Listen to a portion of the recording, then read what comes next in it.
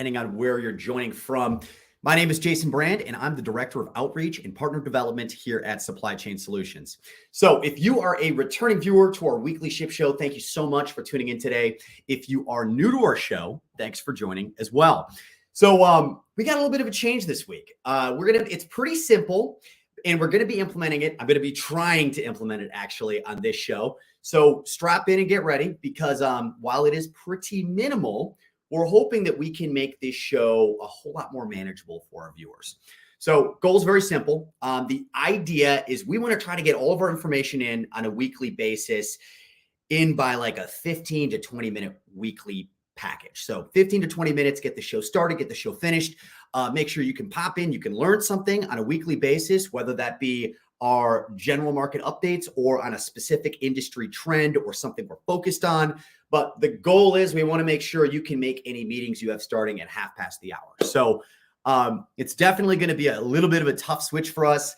We've got a few guest shows that have occasionally run a full hour. We get to talking with some really interesting guests, and it's, the conversation just keeps opening up.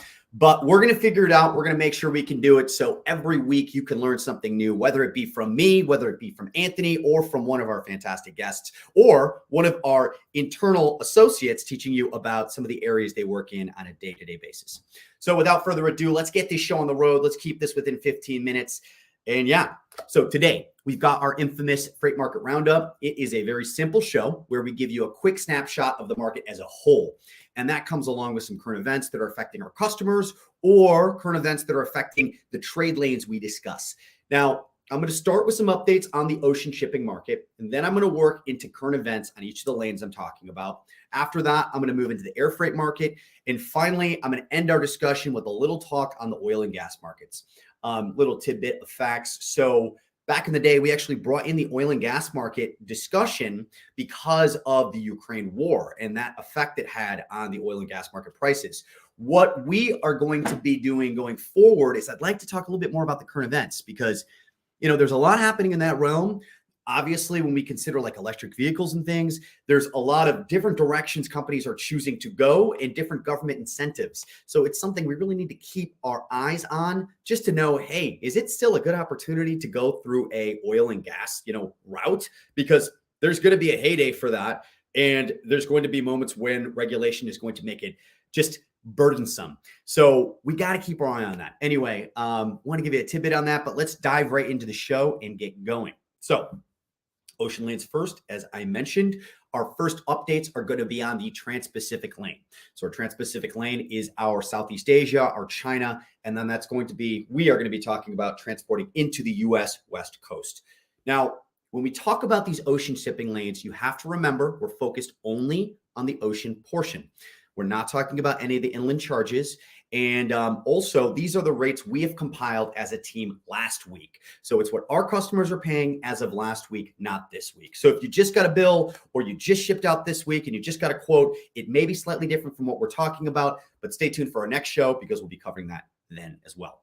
Now, our Trans-Pacific lane, our average for last week was $2,010, and that was per 40-foot equivalent unit. So that number has actually been slowly decreasing for the past 2 weeks. But it has been a sharp increase from 3 weeks back when rates were at $1,700 per 40-foot equivalent unit. So the National Retail Federation basically said that peak season is done for this year.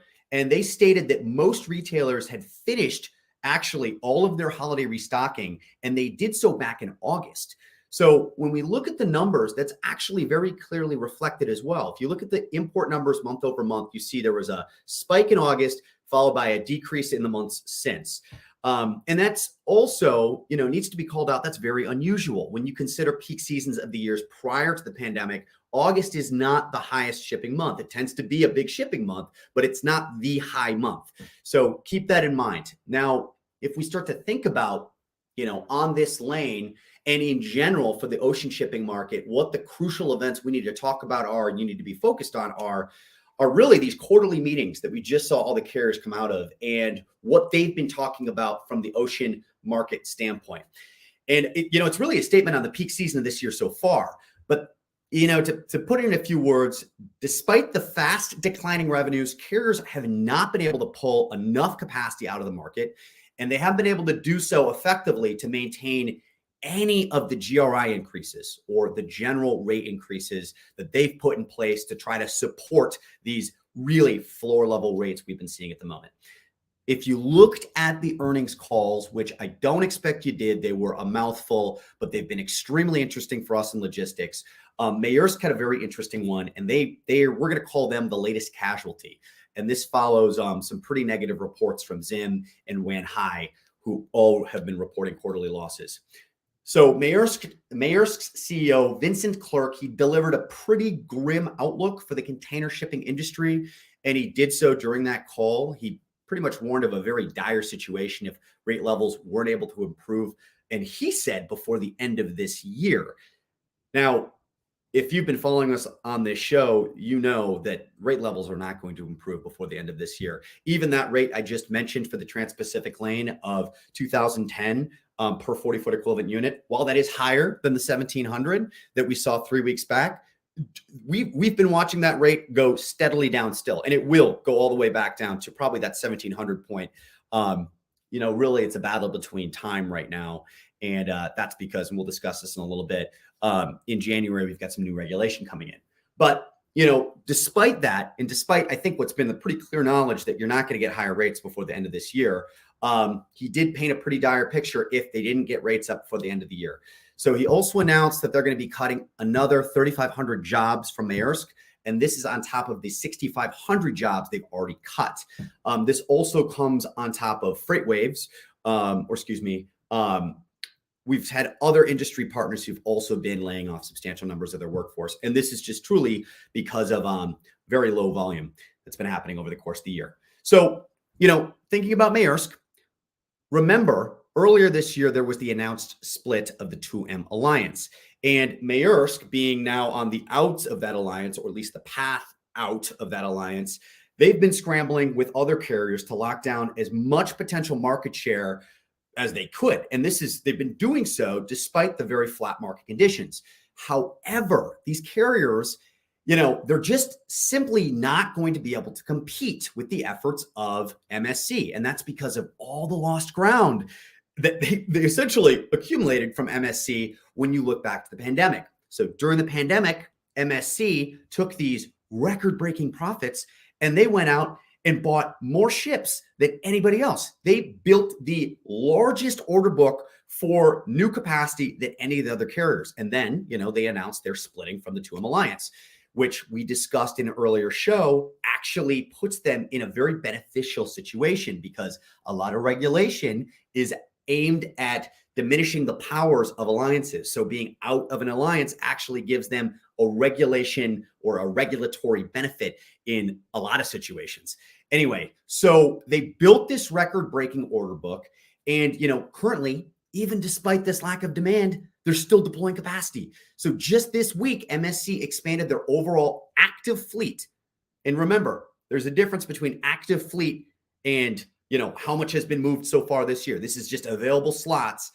Currently, MSC has an active fleet of 5.5 million TEUs. It's absolutely insane. You can compare that to Hapag-Lloyd, who over the course of this whole year has moved 8.1 million TEUs. Remember, huge difference here, active fleet versus how much they've moved, right? Repeat moves with vessels and things like that. So kind of mind-blowing.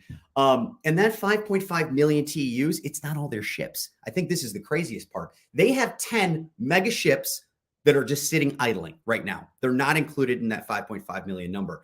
And 5 of those ships, they've already announced that they're scheduling to enter the rotation in the next 3 months. So that 5.5 million is going to increase. And on top of that, their order book it's not done yet. They've got more ships entering at the beginning of next year. I believe this year there's no ships that are going to be completed for them for the next couple months, but definitely in 2024 they have more ships entering.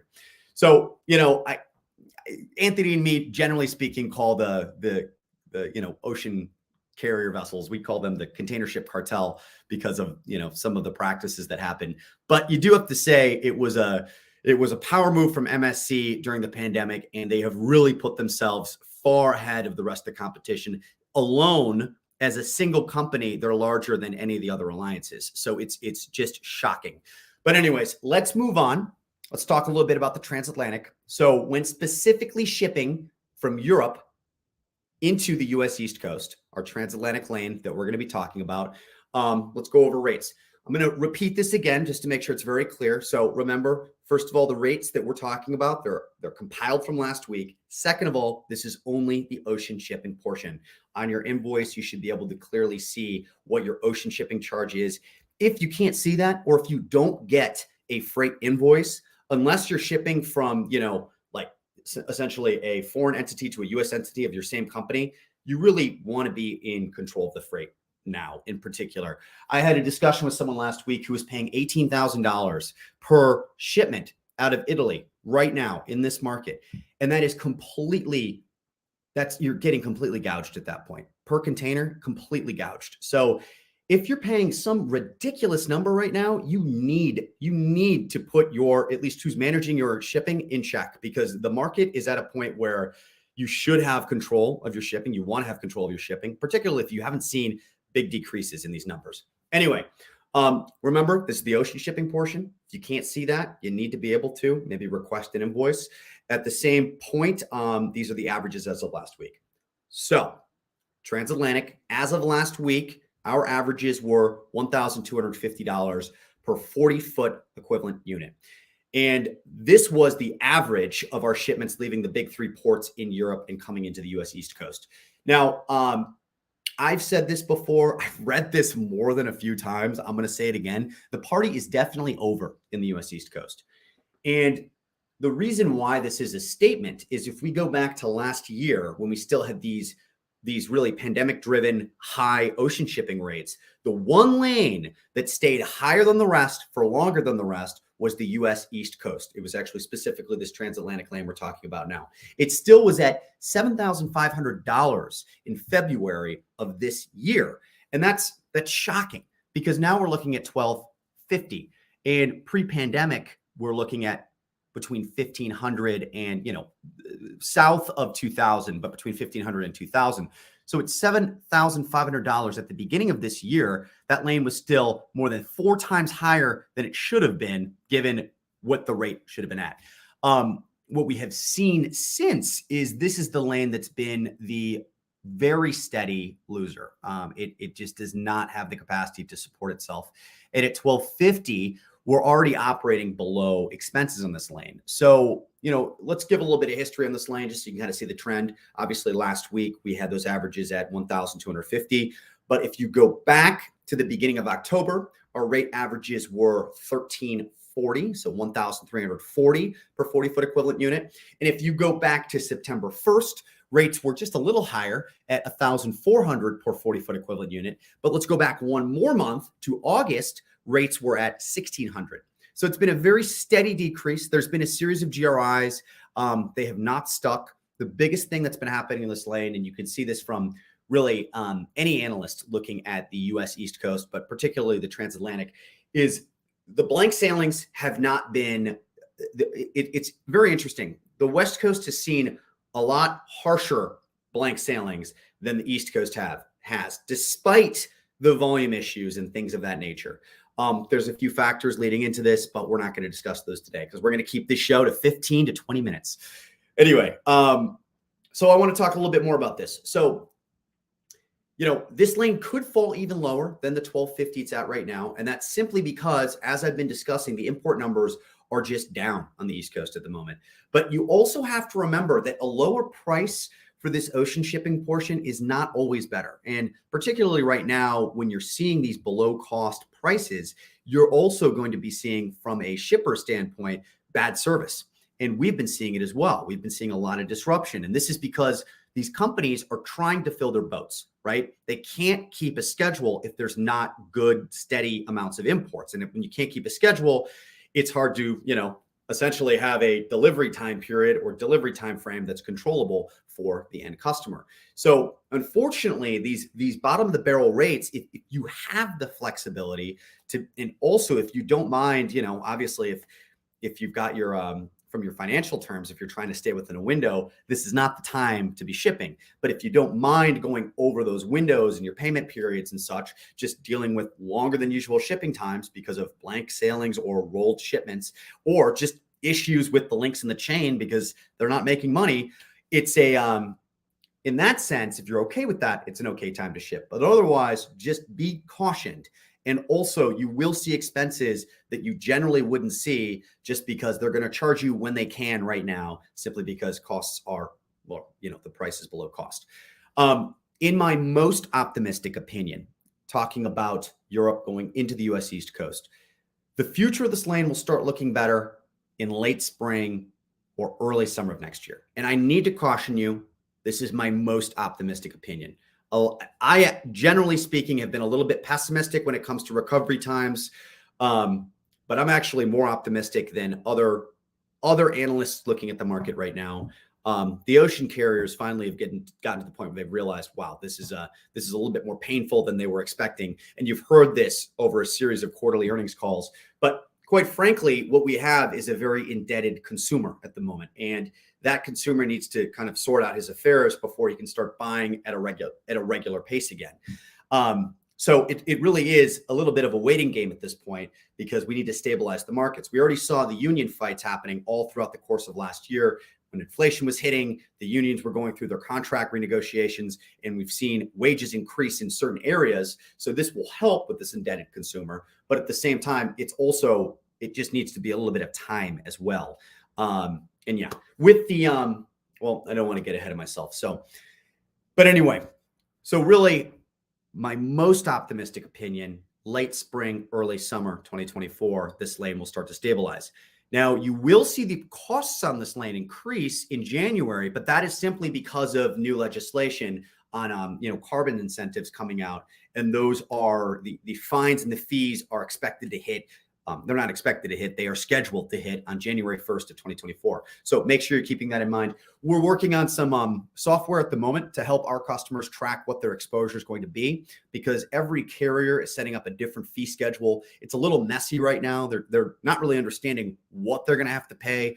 We went over this in a previous show, and we can link that in the future. But each vessel is now going to be given a grade, and that grade is going to be reflective of their carbon footprint, essentially. And better graded vessels are going to have less of a exposure, while like vessels that are poorly graded are going to have more exposure, but also potentially need to be taken out of service, which obviously is going to affect the carriers and their expenses and such. So there's been a lot of dilemma around that, around, which lanes and what type of cargo and break bulk versus, container and things like that. It's a juicy topic. We did do a show on it. You need to check that out. There has not been updates on it since, so it's actually still relevant. So check that out if you can. Anyway, let's talk about some news.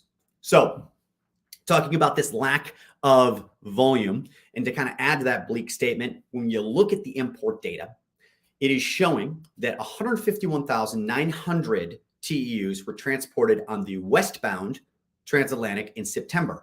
And that is down year over year, same month, a staggering 26.8%. And actually, take that back. That's totally wrong.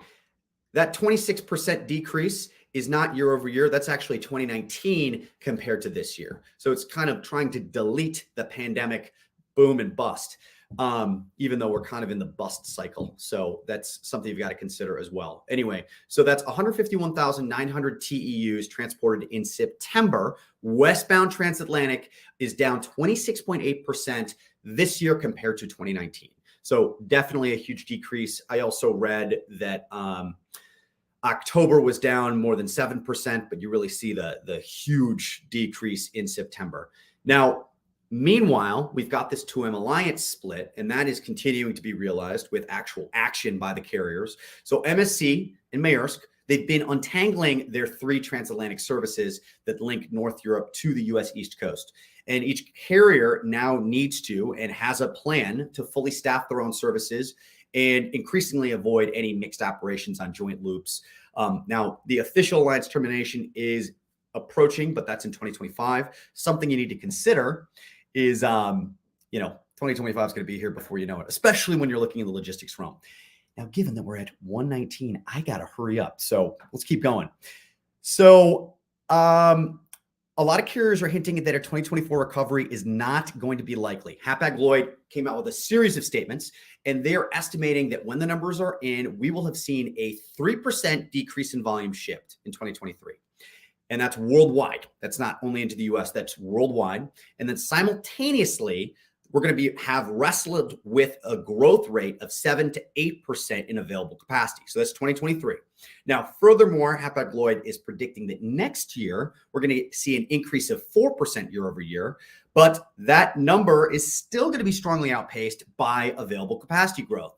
Hapag-Lloyd is expecting a 6 to 9% increase in global ocean capacity. Now, that's a pretty big gap. The reason why is it really depends on what happens with ocean vessel scrapping. And that could be increased just given the new carbon issues and certain vessels being kind of slapped to the very bad grade. That might be more valuable to scrap those than to try to retrofit those. So between 6 to 9% increase in capacity already includes a figure for scrapped vessels. So that's not just a total number. That actually is already including that. So really do expect an increase of 6 to 9% of available capacity, while the growth of 4%. So it's been outpaced for 2 years straight, and that's going to hamper any type of ocean shipping recovery. Now, finally, let's dive into our final ocean shipping lane. That's our China to Europe lane, or our Southeast Asia to Europe lane going through the Suez. Now, also, in comparison to other lanes, we've been seeing the lowest costs on this voyage. Now, we did see a very sharp price increase over the past couple of weeks. Our customers are averaging right now $1,300 per 40-foot or an FEU, and that is up from a staggeringly low $900. That was our average. $900 is an average per FEU, and we were seeing that throughout most of October. So pretty sharp increase, but again, it's a GRI, and it is not indicative of more demand. It is just an attempt of carriers to support these extremely low below cost rates. Let's dive right into air. There's a lot of interesting stuff going on with China right now, specifically when you look at what they've been doing in the EV market and some of the dilemmas happening between them and Europe, who they've been trying to grow as an EV customer. But we'll talk about that later. Let's dive right into our air freight rates. And I have to say we were totally wrong on this one. So we made the prediction that air freight rates would be decreasing. Now, if you've been shipping air, you've noticed they have not been decreasing. And that decrease was going to be expected after Golden Week. So what we did see, if we go back to Golden Week, is right before, we saw a short-term high of $645 a kilo. And then the weeks following, we also saw a high as well of around $650. Then we saw a decrease in price.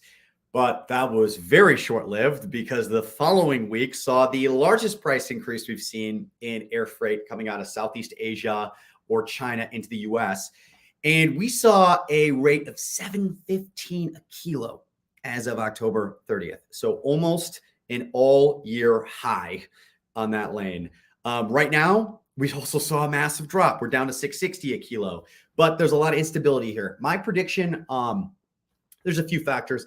Air carriers were really working hard to manage their capacity. They did a lot better of a job than the ocean carriers, but it could be argued that they have a little bit of an easier time doing that. So, don't say, look to the air carriers book.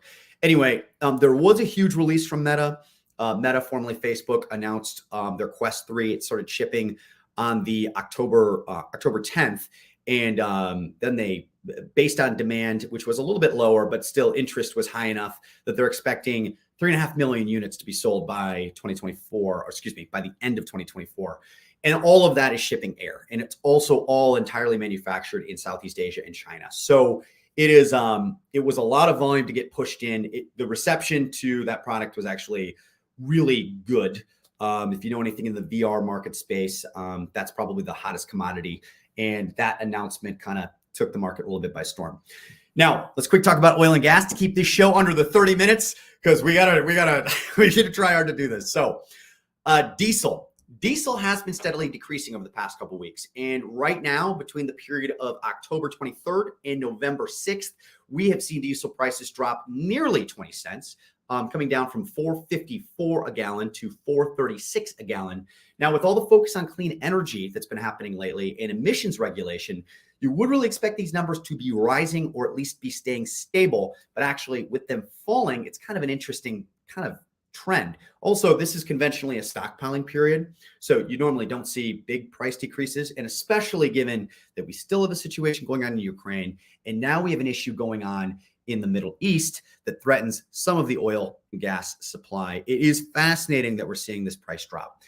There was an article released by the Wall Street Journal just today that broke down the top 20 energy producing nations. And it actually found that despite politicians announcing cuts in greenhouse gases, many of the countries were actually increasing their oil production. A really good example of this is the UAE. So in July, UAE officials said that the country by 2030 would cut greenhouse gas emissions by 19% compared to 2019. But the state-owned Abu Dhabi National Oil Co. just announced this year that they're aiming to boost their oil production capacity to 5 million barrels a day, up from their current limit of 4 million barrels a day.